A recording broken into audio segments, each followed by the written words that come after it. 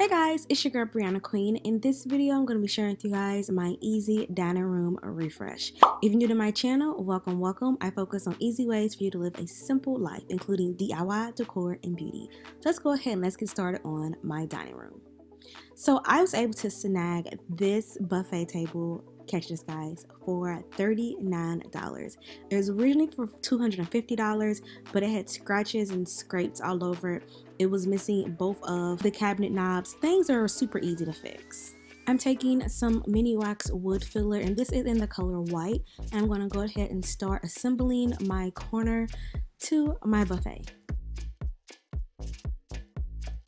Ever see clearance furniture that just has like the corner missing or sections missing? You guys, it's such an easy fix. As you can see, all you need is some wood filler and it's going to be just like new. So I let the wood filler dry for about 24 hours. Now I'm going in with a sanding block. I'm just going to sand that corner out so it can look a little smoother. And you guys, all products will be listed down below in my description bar.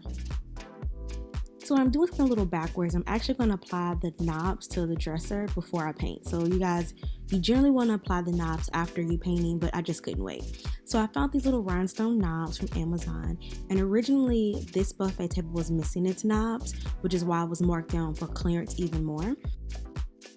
And now I'm just painting all of the scratches and scuffs on the buffet table. And then here's a little hack. So when you are painting furniture and it's really smooth, sometimes you'll see like it looks a little streaky.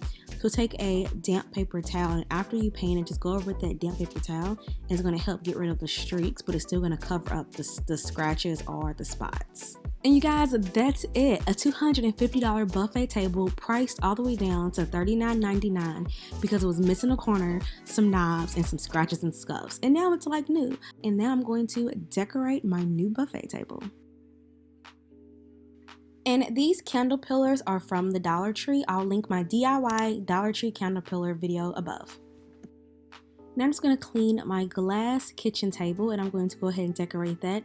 If you guys are interested in my 3 paintings on my wall, I do have a tutorial on how I created those. I'll link that video up above. But right now I'm just cleaning out my table. Then I'm going to decorate it with a gray tablecloth I got from Amazon. Taking a white tray I found from Target in the clearance section. You guys know I love the clearance section, as well as some Christmas flowers that were marked down after the holidays.